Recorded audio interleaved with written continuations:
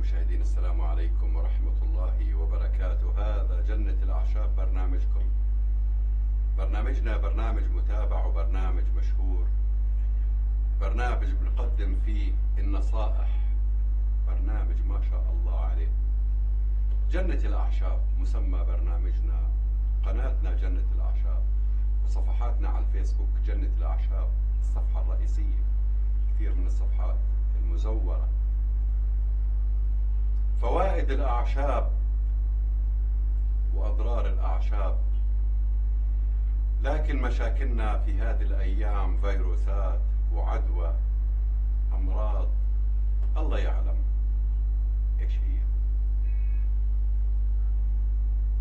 تسبب لنا مشاكل، ضعف، تعب نفسي، مشاكل كثيرة.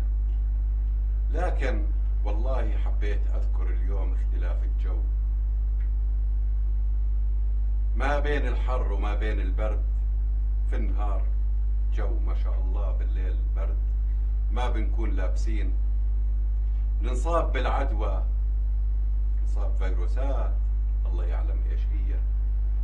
لكن يا اخوان، اجدادنا كانوا ينصابوا وكان عندهم امراض وكانوا يستفيدوا من الطبيعة، لكن كانت مشاكل الناس ولا زالت الناس، أطفالنا يطلعوا على المدارس أو يطلعوا من البيوت أو حتى من غرفة حامية لباردة بينصابوا بالسعال،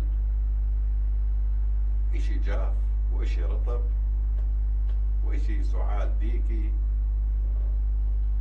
لكن كيف الناس كانت تتغلب على مصاعب السعال، والله سعال، كيف بدك تطلع كل شوية سعال؟ اليوم اللي يسعل الناس تهرب منه، الله وكيلكم.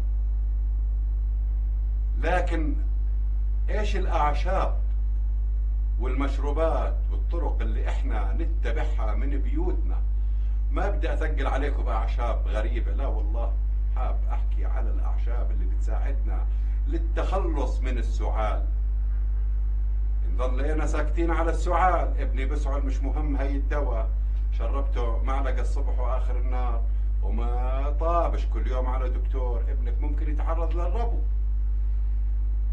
ممكن الحساسية تسبب لنا السعال، لا ينيمك بالليل ولا حتى هو في المدرسة صعب انه يكون سعال.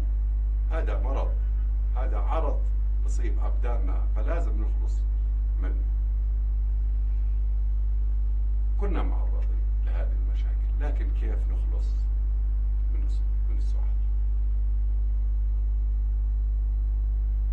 فصول بنطلع ما بين الخريف والشتاء، بتعرض الكثيرين منه إلى الإصابة بأمراض الجهاز التنفسي، ومن بينها البرد والإنفلونزا والسعال. بتحدث نتيجة العدوى الفيروسية،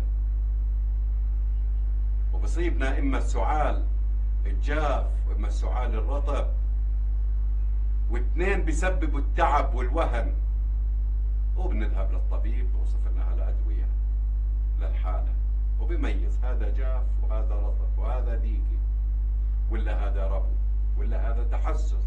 صحيح، نعم صحيح. لكن لأطفالنا اللي عندهم السعال نعطيهم شيء ناعم، لكن والله قدره كبير، فوائده عظيمة لأبداننا، اللي هو ورق النعناع يا اخوان، ما نستغني عنه دائما في بيتنا. صاروا النعناع يحطوه ورق الزعتر على البيتزا اللي بيحبوها اولادكم، لكن كله زعتر يقول لك لا ما بدي ورق نعناع، سيبينا بدي بيبسي كولا وبدي عصير. لكن أوراق النعناع جدا مهدئة للسعال بأنواعه، حتى للحساسية. هذه وصفات أجدادنا، كان موجود النعناع مش عند اللي بيبيعوا الخضار، حتى يزرعوه حوالين البيوت، ولا زالت الناس، فكانوا يستفيدوا منه للتخلص من الغازات ومن القولون ومن السعال، ويحد من مشاكل السعال. ويضعوا الأوراق في ماء ساخن ويحطوا المنشفة على الرأس ويتبخروا فيه، يفتح الفم ويأخذ من الأنف أيضا. وكانت الناس تحس إنه هو فاد أطفالها وفاد الأسرة الكبير والصغير وأمين جدا. وانتم بتعرفوا صنعوا منه الكريمات، إشي ندلك كتافنا لما توجعنا، وإشي رقبتنا، وإشي نتبخر فيه بسموه الفكس بالصيدلية وما أشبه. فبالتالي ليش ما نستفيد إحنا من أوراق النعناع؟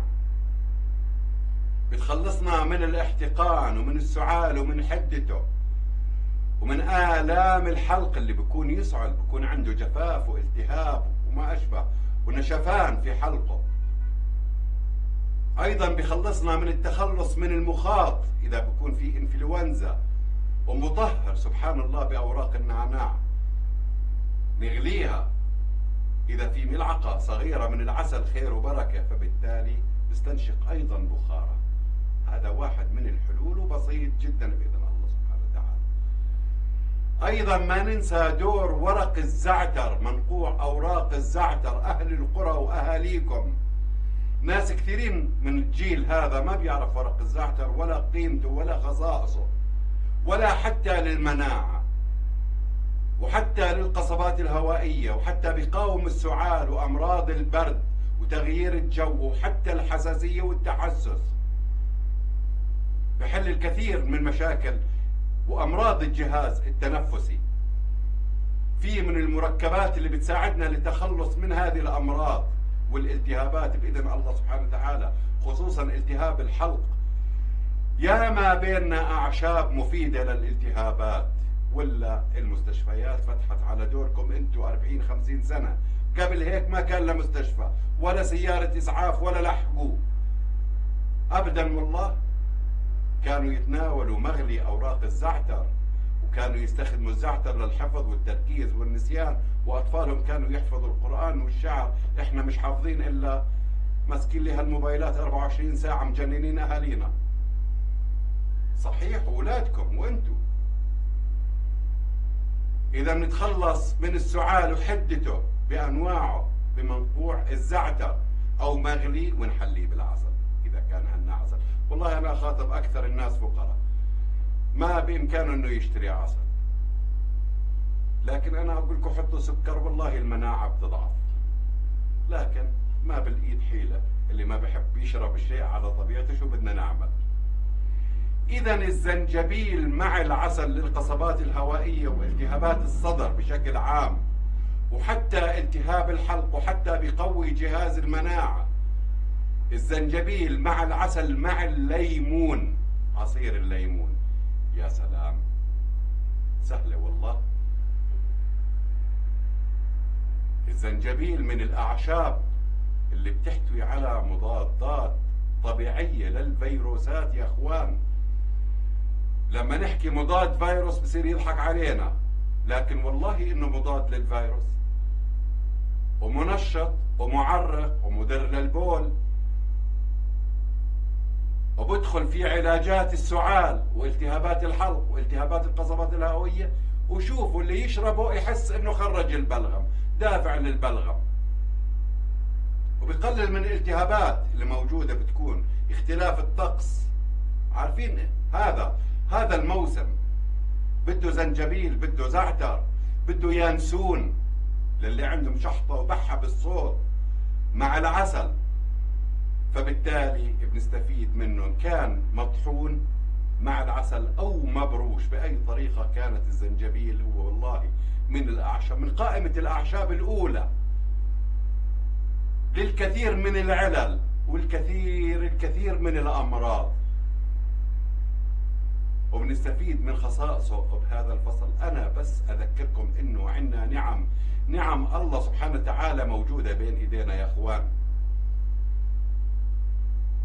لا ترموا قشر الليمون، لا ترموا، كلوه، عقموا، طهروا فيه، تخلصوا من الروائح بالبيت فيه، لا ترموه على الزبالة. له فوائد جدا عظيمة. والله الليمونة لما يوزن لكم إياها بوزن لكم القشر مش المية اللي جوا لحالها.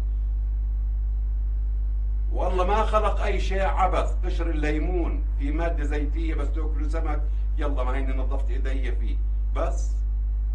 لكن كيف لو نحطه مع المي ونشربه؟